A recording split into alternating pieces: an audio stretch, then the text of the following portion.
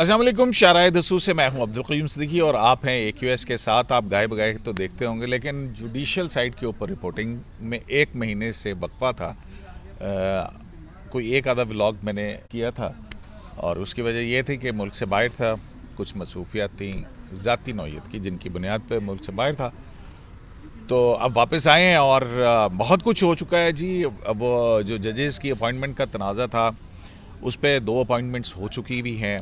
Judicial commission of Pakistan में जहां पहले हुकूमत जो है वो जुडिशल कमीशन के जो जजेस हैं उन अरकान के साथ थी, बार और जजेस के साथ, जो कि सीनियरिटी प्रिंसिपल के ऊपर था और के क्राइटेरिया एक तश्कील दिया जाए।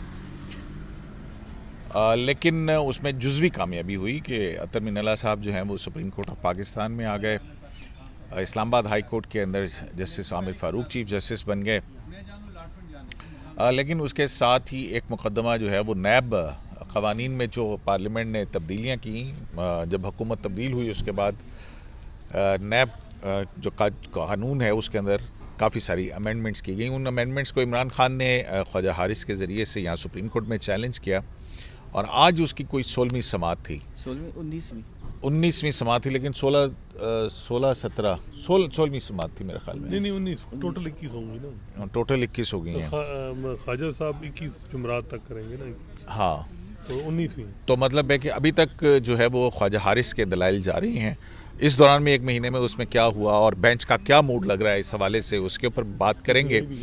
और फिर दूसरी जो चीज़ है वो ये है कि इमरान खान पर वज़ीराबाद में जो फायरिंग का वाक़या हुआ, उस फायरिंग के वाक़े ने पाकिस्तानी सियासत को हिला के रखा और फिर प्राइम मिनिस्टर और इमरान खान की तरफ से जो इल्ज़ामात लगाए कि प्राइम मिनिस्टर पर, वज़ीर दाखिला पर और फ़ौज के एक आला अफसर के ऊपर, तो उस पर जो है वो कमीशन बनाने के लिए प्राइम मिनिस्टर ने ख़त लिखा। गुज़िश्ता रोज़ PTI के सेनेटर्स के ख़त के ऊपर भी कल यहाँ पे तकरीबन उसी तरह की कि सुप्रीम कोर्ट ऑफ पाकिस्तान जो है वो कमीशन बनाए और इस फायरिंग के वाक़े की तहक़ीक़ात की जाए। उस पर क्या पेशरफ्त है और बाकी क्या कुछ हो रहा है, उस हवाले से आज बात करेंगे बहुत दिनों के बाद अपने नासिर इकबाल साहब से। नासिर साहब, कैसे हैं आप? मैं तो बिल्कुल ठीक हूँ और मैं आपको याद ही कर रहा था क्योंकि आप कि वहाँ इतनी ज़्यादा मसरूफियत थी बाहर कि आपसे बात करना मुश्किल हो रही थी। नहीं, अगर आप चाहते तो आपसे बात हो सकती थी। आप अगर मैं चाहता तब भी नहीं बात हो सकती थी क्योंकि आप बहुत बिजी थे वहाँ। नहीं, वो बिजी फिर आपकी बहुत इम्पोर्टेंट लोगों से मुलाकातें भी थी, तो ये भी मतलब अच्छा, आपका मतलब ये सफ़र बहुत अच्छा रहा। बहुत अच्छा रहा, बहुत अच्छा रहा। और हसनात साहब, आपने क्या किया? और हाँ, एक और भी बात है कि हसनात को देख के न सिर्फ वो स्टोरी भी याद आ गई कि जो अभी लेटेस्ट जजमेंट आई है जैसे काजी फ़ाइसा की, कि जो जज साहिबान जो हैं अगर मुकदमात के फ़ैसले लिखने में ताख़ीर करें, इसको भी जुडिशल मिसकॉन्डक्ट के अंदर शामिल होना चाहिए। नहीं आता है, उन्होंने कहा हो सकता है वो जुडिशल मिसकॉन्डक्ट है। हाँ, बिल्कुल ठीक बात है। तो नासिर साहब, ये जो चीफ जस्टिस पाकिस्तान को ख़त लिखा, मेरा ख्याल है कि हफ्ते से ज़ायद हो गया, प्राइम मिनिस्टर ने 2 खतूत लिखे अरशद शरीफ के वाक़े की तहक़ीक़ात के लिए कमीशन और इमरान खान की। अभी तक इधर से कुछ नहीं आया। और फिर ये भी खबरें चली कि बहुत कोई मुशावरत वगैरह हुई कोई मुशावरत? देखें और क्यों अभी तक आप समझ रहे हैं कि इसके ऊपर कोई रिस्पॉन्स अदलिया की तरफ से नहीं आया? देखिए, ये मेरा एक अपना इंडिपेंडेंट ओपिनियन है, हो सकता है आप इसको सब्सक्राइब ना करें, ये मेरा अपना इंडिपेंडेंट ओपिनियन है। एक तो चीफ जस्टिस साहब ने, जब अब कंटेम्प्ट ऑफ कोर्ट की हेयरिंग हो रही थी ना केस इमरान खान के ख़िलाफ़, तो जब वो केस टेकअप हुआ था तो वो शुरू ही वज़ीराबाद इंसिडेंट से हुआ था, क्योंकि चीफ साहब ने वो इसका जिक्र किया था कि ये इतने 90 घंटे गुजर चुके हैं, अभी तक FIR क्यों नहीं हुई। FIR ना होने का मतलब है कि एविडेंस ज़ाया हो जाएगा, जब एविडेंस ज़ाया हो जाएगा तो इन्वेस्टिगेशन क्या होगी। तो फिर उन्होंने डायरेक्शन दी थी कि 24 घंटे के अंदर FIR दर्ज की जाए, जो कि हो भी गई थी, और उसमें वो 3 नाम भी नहीं थे।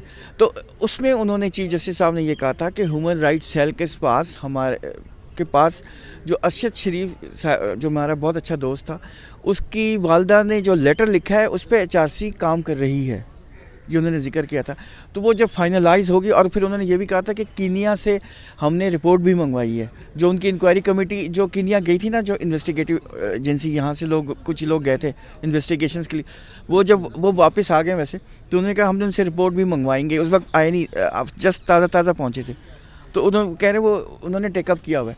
तो unless and until human rights cell उस पर अपने बारे में कोई फाइंडिंग्स ना दे, तो मैं नहीं समझता कि उस सिलसिले में तो कुछ होगा। इसी तरह सेनेटर जो स्वाति आज़म स्वाति साहब के साथ जो इंसिडेंट बहुत अफसोसनाक वाक़या था, वो भी HR सेल के सामने उन्होंने टेकअप किया हुआ है। तो जब तक वो कोई फाइंडिंग नहीं आएगी, और उस पर आज़म स्वाति साहब ने एक नहीं कई एप्लीकेशंस भी दी हैं। HR सेल क्या कर रहा है उन दरखास्तों के ऊपर? उन्होंने टेकअप किया हुआ है, वो अपनी इंक्वायरी कर रहे हैं या जो भी वो कर रहे हैं, अपनी तरफ से वो सेटिस्फाई हो रहे हैं कि इसमें क्या बनता है। वो एक अपनी रिकमेंडेशन देंगे। क्या HR सेल जो है वो रिपोर्टें मंगवा रहा होगा किसी से? हाँ, वो पहले भी मंगवाते रहे ना, ऐसे ही हुआ है ना। चीज में वो हर चीज़ जैसे की अपनी पॉलिसी होती है ना, कई दफ़ा HR सेल रिस्टोर हो जाता है, कई दफ़ा बिल्कुल खोसा साहब के टाइम में बिल्कुल इसको वाइंड अप हो रहा था या खामोशी थी। अब दोबारा जो है वो सो मोटो लेने से पहले लवाजमात हो रहे हैं, मटेरियल इकट्ठा किया जा रहा है। तो ये बेसिकली टाइम गेन करने का मामला है क्या? अच्छा, नासिर साहब की अच्छा। बात मुकम्मल होने देना, आप बीच में ना आ जाएगा। मेरा नासिर दूसरा पॉइंट ऑफ व्यू ये है, हाँ। ये भी मेरा इंडिपेंडेंट ओपिनियन है कि खान साहब ने कल भी के सेनेटर्स आए थे, उन्होंने एक एप्लीकेशन दी चीफ जस्टिस साहब को कि एक कमीशन बनाए और खान साहब पे वज़ीराबाद में जो हमला हुआ है उसको टेकअप किया जाए और सारे जजेस बैठ जाएं। प्राइम मिनिस्टर साहब ने भी लिखा कि कमीशन होना चाहिए। अच्छा, ये मुझे बताएं कि ये सारा कुछ तो है, तो क्या नहीं, मेरी कंक्लूड बात क्या अभी कर तो- रहे हैं? मैं मेरी बात कंप्लीट होने देना। मैं ये कहना चाह रहा हूँ कि आप सुप्रीम कोर्ट पे प्रेशर डाल रहे हैं। सुप्रीम कोर्ट ने पहले भी प्रेशर में आके रात को अदालतें खुलवाई थी और उसके बाद बड़ी बदनामी मोल ली थी। प्रेशर में आके क्यों खुलवाई थी? मतलब उस वक्त कौन सा प्रेशर था सुप्रीम कोर्ट के ऊपर? अगर वो कर दी थी, मजारी वाला कह रहे हैं कि पंजाब में रात को एंटरटेन की थी पटिशन परवेज़ लाई की। अच्छा। हालांकि उनको कह देना चाहिए था कि आप पहले जाएं लाहौर हाई कोर्ट में, मतलब मामला था ना पंजाब असेंबली मतलब का। उसके अंदर आते आप। हाँ, तो वहाँ चले गए फिर। अच्छा, वो तो ठीक है। मैं जो कहना चाह रहा हूँ, अगर आप मुझे मौका दें तो मैं ज़रा समझा सकूँ कि आपको, मैं सुप्रीम कोर्ट की बात कर रहा हूँ, सुप्रीम कोर्ट को किसी और के टर्फ में आके खेलने की ज़रूरत नहीं है। ठीक है, किसी के पिच में आके खेलने की ज़रूरत नहीं है। ठीक है। आप जो समझते हैं अगर कमीशन बनता है तो ज़रूर बनाएं, और अगर नहीं बनता तो ना बनाएं। लेकिन सिर्फ इसलिए ना बनाएं कि उन्होंने ख़त लिख दिया, उन्होंने ये कह दिया। आज भी आपको पता है, जब मैं सुप्रीम कोर्ट आ रहा था तो प्रोटेस्ट हो रहा था, तो मैंने एक पुलिस वाले से पूछा ये किस चीज़ का प्रोटेस्ट है, तो उन्होंने कहा ये PTI के सेनेटर्स हैं और वो प्रोटेस्ट कर रहे हैं, इंसाफ चाहिए, इंसाफ का कत्ल और ये वो बातें चल रही हैं। तो इस तरह का अगर प्रेशर डाल के, सुप्रीम कोर्ट एक बहरहाल इंस्टीट्यूशन है, आपको पसंद हो या ना पसंद हो, ये एक कॉन्स्टिट्यूशनल इंस्टीट्यूशन है, इसको पीछे हट के देखिए। जब भी पॉलिटिकल मामलात में सुप्रीम कोर्ट ने आप क्या कह रहे हैं कि वो सिर्फ यही वजह है, कोई कानूनी रुकावट नहीं है, बस सिर्फ वजह यह है कि ये ना कहा जाए कि जी हम किसी के दबाव के ऊपर अदालत ने कमीशन बनाया? ये कह रहे हैं मेरा आप? कहने का ये मकसद है, अगर आप समझते हैं कि बनना चाहिए तो ज़रूर बनाएं, लेकिन इस वजह से ना बनाएं कि जी एक ने ख़त लिख दिया और एक ने वो लेटर्स लिख दिए और प्रोटेस्ट भी कर दिया और आए दिन बाद। देखिए, मुझे एक बात बताएं, खान साहब को गोलियां या छर्रे जो भी लगे हैं तो MLR तो हुई नहीं है, तो ठीक है, ये उनका राइट है कि मेडिकल लीगल रिपोर्ट आपके? मेडिकल लीगल रिपोर्ट अभी तक तो हुई नहीं है, तो और सिर्फ उनकी नहीं, किसी की भी नहीं हुई है। जो भी बंदे ज़ख्मी हुए थे, मैं ये नहीं कह रहा ज़ख्मी नहीं हुए थे, और ये इंतहाई ट्रेजिक इंसिडेंट है, नहीं होना चाहिए। बहरहाल खान साहब, और फिर पंजाब में हुकूमत भी उनकी है, हुकूमत भी उनकी है, थाना भी उनका है, inquiry commission he is a popular leader. अपनी हुकूमत में नहीं वो करवा अच्छा, सके। वो छोड़े FIR। ना, वो तो बात हो गई। यहाँ क्यों नहीं हो रहा कमीशन? मुझे कंक्लूड करें आप बात कि क्यों इतना टाइम लिया जा रहा है, उसकी वजह क्या है? कोई जजेस आपस में मुशावरत नहीं कर रहे, या फाइल अभी तक चीफ जस्टिस तक नहीं पहुंची? क्या मसला है? पहले सुप्रीम कोर्ट में 2009 से कितने चीज़ों में मुशावरत हो के मामला चले हैं, कोई दो था। एक दफ़ा सिर्फ डिप्टी स्पीकर सूरी वाले मामले में 14 जजेस ने कहा था कि लें मामला। तो मुशावरत मीन्स के होता है ना कि ज़रा कि पता हो कि भाई जब मामले को डिले करना होता है तो हम कहते हैं मुशावरत करेंगे, ये वो मामला चले। मुशावरत वैसे हो कोई नहीं रही, नहीं अब हो रही है। अब सुना है कल से कोई स्टार्ट हुई है। पहले जो था ना कि एक दिन की जी जस्टिस काजी फैसला से नहीं और वो और जजेस से हो चुकी है, वो नहीं। अब सुना है हल्की फुल्की बात, जब खबरें निकली हैं कि मुशावरत, तो आपको पता है काजी उन्हें तो लेटर लिख देते कि जी मुशावरत किधर है, तो कहाँ है। तो मेरा ख्याल है कि अब जज हैं। हाँ, वो अब मुशावरत सुना है कि शुरू हो गई है। असल मसला ये है किसके माबैन हुई है अभी तक? मुझे ये नहीं पता कि क्या देखें, अब ये नहीं पता, असल में मसला ये है कि अब सुप्रीम कोर्ट की परसेप्शन तो यही जो हम कह रहे हैं कि 7-8 से जो 15 जजेस, 7 इधर 8 उधर, लाइक माइंडेड, दूसरे इधर, वो चीज़ें हैं। लेकिन मेरा ख्याल है कि अब अच्छा चीज़ें सुना बेहतर हो रही हैं सुप्रीम कोर्ट के अंदर भी। मामलात रियलाइजेशन तो पहले भी होती है कि जी फिर बीच में कोई ऐसा वाक़या हो जाता है। अब जो 2 जजेस, तो अभी रिसेंट ऐसा कौन सा वाक़या हुआ?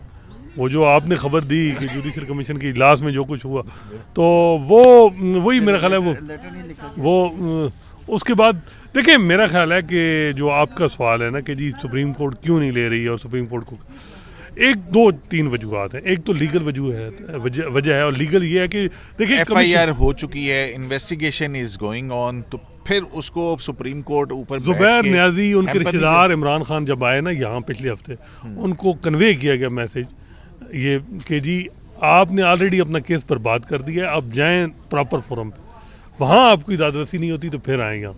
अब 22A की दरख्वास्त है, बुध को बुलाया हुआ है उन्होंने IG से, जस्टिस ऑफिस से। तो जो प्रॉपर तरीका है, इमरान खान साहब हर चीज़ में सुप्रीम कोर्ट को देखिए, मेरा ख्याल है कि इदारे को सुप्रीम कोर्ट की तबाही ही होती है जब आप नीचे से चीज़ें नहीं चलती और डायरेक्टली सो मोटो लिखे जाए। आज देखें, नैब लॉ अमेंडमेंट में जितने सो मोटो के केसेस साइड कर रहे थे ख्वाजा आरिफ, ज़रा उनका आउटकम देखें। 83 अरब रुपए की करप्शन का इल्ज़ाम था तौकीर सादिक, वो बरी हो गया, आजकल कोई शॉप चला रहे हैं। मतलब कारके वाला या जिन फिर उसके बाद हज स्कैंडल, रेकोडेक का भी आज लगा हुआ था, उसके ऊपर भी देखें 10 अरब डॉलर का नुकसान क्यों हुआ, जुर्माना क्यों हुआ। आज हल्की सी झलक ये हुई कि दुहाई दी खालिद अनवर साहब ने इफ्तिखार चोई साहब को कि जी एक्सिड में आपके खिलाफ जो है, आपने माइनिंग रिव्यू, उनकी जो लीज माइनिंग थी, माइनिंग की जो लीज थी वो कैंसिल कर दी। अब खुदारा कॉन्ट्रैक्ट को सेट असाइड ना करें या तो पाकिस्तान के खिलाफ भारी जुर्माना हो जाएगा। उन्होंने कहा नहीं हम करेंगे, और साथ ही कहा कि एक्सेड को कह दें कि सुप्रीम कोर्ट में केस चल रहा है, आप रुक जाएं। अब सुप्रीम कोर्ट डायरेक्शन दे रही है एक्सेड को, यार हद होती है। और डॉक्टर समर मुबारक मन यहाँ रहे, कहते हैं जी 100 अरब डॉलर का सोना है पाकिस्तान इस कान में। अब जरा पूछे ना डॉक्टर समर मुबारक मन साहब ने तो पता नहीं कोयले की पता नहीं क्या कुछ भी निकाल दिया। इस मुल्क में जो इस रेकोडेक केस में अभी भी सुप्रीम कोर्ट के 5 जजेस असल जो इशू है ना उस की तरफ कोई भी नहीं दे रहा कि यार वजह क्या है कि 10 अरब डॉलर का नुकसान हुआ क्यों है, वजह क्या बनी है उसकी तरफ। इस तरह ये चीज़ें आपकी कौमें जब तक गलतियां माजी में हुई हैं उन पे आप जब तक फैक्ट फाइंडिंग चीज़ें नहीं आती, आज हल्की सी बात आई है उस पर सलाउद्दीन साहब ने वो क्लियर कर दी कि जी खालिद अनवर साहब ने कहा, फिर उन्होंने आमिर रहमान साहब ने। तो मेरा ख्याल है सुप्रीम कोर्ट के जजेस ना जहाँ PM के क़रारात को कहते हैं रेगुलेट करें और हर मामले में उनकी इंटरफेरेंस होती है, आर्मी चीफ की अपॉइंटमेंट में कहते हैं जी लॉ बनाए, अपने मामले में ये 10 अरब का जो जुर्माना है ये सुप्रीम कोर्ट की वजह से हुआ है। इनको मेरा ख्याल है सुप्रीम कोर्ट को अपनी फैसले में जो है रिपेंट करना चाहिए। अच्छा, वो तो पहले दिन भी कह दिया था कि हम जो जजमेंट को रिव्यू नहीं करेंगे, उन्होंने पहले दिन ही कह दिया कर नहीं सकते ना, रिव्यू खारिज हो चुका हुआ है। नासिर साहब एक नया जूरिस्प्रूडेंस आप निकालेंगे तो आप फिर सारे आपके आज तक जितने केसेस डिसाइड किए सब आ जाएंगे कि जनाब साडा भी सेकंड थर्ड रिव्यू जो है वो देखें। असल में अगर ये अवार्ड ना आता तो शायद ये भी ना होता, लेकिन अब जो एग्रीमेंट हुआ है वो इतना मतलब उसने आप इस अवार्ड ने हमें इतना टाइट कर दिया है कि हम इस एग्रीमेंट से बाहर नहीं जाते। लेकिन इसके कुछ पॉजिटिव पॉइंट्स भी हैं कि जैसे ही सुप्रीम कोर्ट से आंसर आएगा और पॉजिटिव आता है अगर, और जैसे ही साइन होता है कि लाइबिलिटी उसी पर ख़त्म हो जाएगी। दिस इज़ मतलब ये एक अच्छा एस्पेक्ट है, लेकिन ये है कि आपको उन्हें देना ही है कॉन्ट्रैक्ट। और सेकेंडली वो उन्होंने जिक्र भी कर दिया कि जो एक्सिट का अवार्ड था वो पिट के रह गए कि जनाब इसको ना करें, और सुप्रीम कोर्ट ने कहा कि नहीं हम कंटिन्यू करेंगे, और उसका नुकसान बहुत हैवी किस्म का नुकसान हो गया। और समर मुबारकबाद की जिक्र किया तो अटर्नी जो एडिशनल अटर्नी जनरल है उन्होंने बताया कि पाकिस्तान ने 8 अरब रुपए ज़ाया भी किए हैं। इसके बाद इन्होंने एक प्रोजेक्ट लॉन्च किया कि हम करते हैं, और बलूचिस्तान गवर्नमेंट ने, और 8 अरब रुपए ज़ाया करके पता लगा कि नाकामी हुई, नहीं कर सके। नहीं वो माइनिंग का एक्सपीरियंस ही नहीं है। आगे से जजेस खामोश, इतना कुछ नुकसान हो गया। मैं कहता हूँ कि ठीक है इफ्तिखार चोई साहब ने जजेस को बहाली में जजेस का रोल है, इनको अपॉइंटमेंट में बड़ा रोल है, लेकिन यहाँ गलती हुई है। कम अज़ कम यहाँ रिमार्क्स में ही कह दें तो हम कहेंगे कि सेल्फ अकाउंटेबिलिटी हो गई है। यहाँ ये चीज़ हो गई है, ये बहुत बड़ा मैं कहता हूँ पाकिस्तान एक कर्ज है, 10 अरब डॉलर का कर्जा। साहब अगर आप सियासी गलतियाँ देखें और फिर उसके बाद जब आप देखते हैं कि वो अदालती गलतियाँ, तो फिर ये सारी मिली जुली अच्छा है। अब देखें ये बात बिल्कुल ठीक है कि कॉन्फिडेंस भी जो खराब होता है। जो मतलब अब ये देखें ना कि अब क्या करेंगे आप। कार के रेकोडेक स्टील मिल, ये जो आज ख्वाजा हारिस साहब जितने करप्शन के स्कैंडल की जिक्र कर रहे हैं कि जी जूरिस्प्रूडेंस से वाल हुई आपने की है, उसका आउटकम क्या निकला? इस मुल्क को फ़ायदा हुआ या नुकसान हुआ? एक चीज़ सिर्फ बताएं। फेक अकाउंट में ठीक है, जस्टिस एजाजुल एहसन जो हैं आथर हैं, मेरा ख्याल है कि आथर जज एक केस के थे, उनको इस किस्म की उनका ज़हरी बात है, उनकी जजमेंट है, उनको क्या बेंच में बैठना भी चाहिए था? ये भी एक बहुत से वकला नहीं, सवाल नहीं, कर रहे हैं। नहीं, साइड कर दिया ना, तो वो तो साइटेशन है ना, वो तो नहीं, कोई ऐसी नहीं। बात नहीं है। सर, हाँ, कि बात- भाई एक judgment- पॉइंट के ऊपर उन्होंने जजमेंट दी हुई है। नासिर जजमेंट साहब, दी हुई ये है बात है ना कि कि जजमेंट दी हुई है आपने जजमेंट दी जब हुई है। उसी नुक्ते के ऊपर तो, लेकिन एनीवेज वो तो कॉन्स्टिट्यूशनैलिटी को देख रहे हैं। देखें बात यह है, मैं कहता हूँ कि बिल्कुल जब तक इदारे मजबूत नहीं करेंगे ना, करप्शन खत्म नहीं होगी। सुप्रीम कोर्ट करप्शन खत्म नहीं कर सकती। नहीं कर सकते। सुप्रीम कोर्ट में मुझे ये बताएं, अच्छा, उधर आ अब जाए, यहाँ हाँ, सुप्रीम कोर्ट की एम्प्लॉइज सोसाइटी से आपने 1 लाख रुपए की जो है ले के मेंबरशिप, एक जज ने अपनी भी, और मोतीउल्लाह जान साहब कहते हैं बहुत से ने अपनी स्पाउसेस के नाम से भी प्लाट लिए हैं, तो यार क्या अकाउंटेबिलिटी, क्या चीज़ें? मैं अच्छा। कह रहा हूँ कि जब तक ये चीज़ें इसमें कोई अक्रॉस द बोर्ड होनी चाहिए ना। Across the देखें सिर्फ पॉलिटिशियंस को के लिए नहीं, और एक सेक्शन को तो आप हाथ भी नहीं लगाते। D12 में गुलजार साहब ने जो प्लाट लिया है, D12 में जो कितनी दफा गए हैं? नहीं, वो मुशीर साहब भी। अब मैं ये कह रहा हूँ कि मुशीर साहब और गुलजार साहब ने जो 10 वो आजम खान ने प्लाट 8 दिए ब्यूरोक्रेट को, 2 जजेस को भी दे दिए कि यार ये जुडिशरी ना मुंह बंद करो। हाँ। अच्छा, मसला ये है कि आप क्या बात करेंगे? किस आपने कहा कि जी मैं जी नस्ल टावर गिरा दो, फलां कर दो, 10 करोड़ का प्लाट आप D12 में ले रहे हैं, दूसरा प्लाट, मतलब है ये इस मुल्क में क्या ये प्लाट सिर्फ एलीट के लिए है? अच्छा चलें, वो बात ठीक है यार। आप हर मर्तबा ये बात जिक्र करते हैं, चूंकि गलती होगी नहीं, माफ करना। यहाँ अकाउंटेबिलिटी की जिक्र होता है ना, लेक्चर होता है, तो फिर ये अक्रॉस द बोर्ड। दूसरा जजेस के जो ऊपर तो नैब लॉ नहीं अप्लाई करता ना। अब कॉन्स्टिट्यूशनैलिटी भी ना देखें यार। इमरान खान साहब पटिशन लेके आए हैं, आप उसको सुने भी ना। इमरान खान साहब अब बिल्कुल 18 मुझे एक बात बताएं नासिर साहब, ये तो किसी और ट्रैक पे है ना अभी इस वक्त। मुझे एक बात बताएंगे, ये जो 15-16 जो हुई हैं हेयरिंग्स, ख्वाजा हारिस साहब को बहुत ज़्यादा टाइम दिया गया है, और यह थोड़ा टाइम दिया जा रहा है, क्या बात है? क्यों, आपको क्या लग रहा है कि इस वक्त बेंच क्या देख रहा है? देखिए बेंच तो क्लियरली डिवाइडेड है। क्यों? इसमें जस्टिस देखें, जस्टिस एजाजुल एहसन तो का ये ओपिनियन है कि करप्शन ने इस मुल्क की जड़ें हिला दी हैं। करप्शन को दुनिया में कहीं पसंद नहीं किया जाता। पाकिस्तान में इसके ख़िलाफ़ स्ट्रिंजेंट लॉज बनने चाहिए, और जो करप्ट करे उसको एग्जाम्पल बना दे, उसको इतना पेनफुल कर दे कि अगला बंदा कोशिश ही ना करे करप्शन करने के लिए। और क्योंकि ये सोसाइटी के लिए नुकसानदेह है, इससे प्रोग्रेस नहीं होती, इससे कॉन्फिडेंस शैटर होता है, इससे ग्रो नहीं होता, सोशल कॉन्ट्रैक्ट इससे पहले नैब लॉ जो है वो सख्ती था ना कि नहीं था? बिल्कुल। फिर क्या हुआ? ख्वाजा हारिस साहब का ये ये कहते हैं कि जो पहले वाला जो नैब लॉ था वो फिर भी इसमें तो दांत थे। हाँ। ये जो अमेंडमेंट्स हुई हैं ये तो इसमें से दांत ही निकाल दिए लेकिन गए। वो दांत सारे के सारे पॉलिटिकल मैनूवरिंग के लिए इस्तेमाल होते थे बिल्कुल। ना। अच्छा, आप दूसरी तरफ आ जाए ना, मैं ख्वाजा दूसरी हारिस साइड- साहब को छोड़ें, बेंच के अंदर किसका क्या नुक्ता नजर आ रहा है? मैं उसी साइड पे आ रहा था। एक तो ब्रेक लगवा देते ना आप। अच्छा, दूसरा जो जस्टिस सैयद मंसूर साहब हैं, सैयद मंसूर अली शाह साहब, वो ये कहते हैं कि आप, ये एक बड़ा यूनिक केस है। आप कहते हैं कि हमारे पास बेशुमार प्रेसिडेंसेस हैं कि जिसमें हमने लॉ को स्ट्राइक डाउन कर दिया है, स्टैट्यूट्स को हमने स्ट्राइक डाउन किया है, और ये कहा है कि ये आइन के मुताबिक नहीं है या फंडामेंटल राइट्स से मुतसादिम होके। मुतसादिम है। लेकिन ये एक यूनिक लॉ इस तरह है कि आप हमसे ये कह रहे हैं कि जो चीज़ निकल गई है वो वापस लेके आओ। वो ये उनका ये कहना है कि ये वापस कैसे आ सकती है? अगर इवन हम कहें कि जी अमेंडमेंट इलीगल है, अगेंस्ट द कॉन्स्टिट्यूशन है, तो ये कहाँ से साबित होता है कि ये वापस आ जाए? पुराना नैब ऑर्डिनेंस है या वो NAO 2002 है, वो रिस्टोर हो जाए। ख्वाजा साहब वैसे ये आर्गू करते हैं कि वो बेसिकली सब्स्टिट्यूशन हुई है, तो जैसे आप डिक्लेयर करेंगे तो सब्स्टिट्यूशन ख़त्म होगी, तो वो ओरिजिनल बहाल तो होगा। वो उसको रिपील किया लेकिन जस्टिस सैयद मंसूर अली शाह साहब का एक और भी पॉइंट ये, वो कहते हैं कि पार्लियामेंट 238 मिलियन लोगों की रिप्रेजेंटेटिव है। उन्होंने डिबेट किया है, नहीं किया, जो भी किया है, उन्होंने कमेटीज़ में डिस्कशंस किए हैं, एक अमेंडमेंट कर दी है। ठीक है। पार्लियामेंट ने, हाँ। हम 3 बंदे उनको हम कैसे उनके ऊपर कैसे बैठ जाएं कि जी ये साबित करने के लिए कि जी आपने जो अमेंडमेंट की है वो बुनियादी हकूक़ के खिलाफ है, लिहाजा ये इलीगल है। और आप एक पॉलिटिकल पार्टी के सरबराह हैं, कल को आप इक़्तिदार में आए, आप तब्दील कर लीजिएगा कानून। वो बार बार यही कह रहे हैं, वो सैयद मंसूर अली शाह साहब यही कह रहे हैं कि आप एक बहुत बड़ी पार्टी के, बहुत मोस्ट पॉपुलर पार्टी के हेड हैं, आप पार्लियामेंटेरियन भी हैं इस वक्त, आप मतलब ये अलग बात है कि आप अभी इसमें जा नहीं रहे, लेकिन आप मेंबर हैं, आप जाएं, आप अपोज करें, आप पास ही ना होने दें। और अगर आपको बहुत ये है तो आप जब आप दोबारा पावर में आए, आप इसमें दोबारा उसको बना दें। और चीफ जस्टिस किधर नजर आ रहे हैं आपको? नहीं, चीफ जस्टिस साहब फंडामेंटल राइट्स पे तो अभी तक वो कन्विंस नहीं है कि ये फंडामेंटल राइट्स की, यानी कि मेंटेनेबिलिटी के पर कन्विंस नजर नहीं आ रहे कि इस बुनियाद पे हम स्ट्राइक डाउन कर दें। एक चीज़ वो ये है, वो कह रहे हैं कि कुछ ऐसी अमेंडमेंट हैं जिससे प्रोसिक्यूशन के राइट हैं वो भी इफेक्ट हो रहे हैं कि वो अपना केस ही साबित नहीं कर सकता।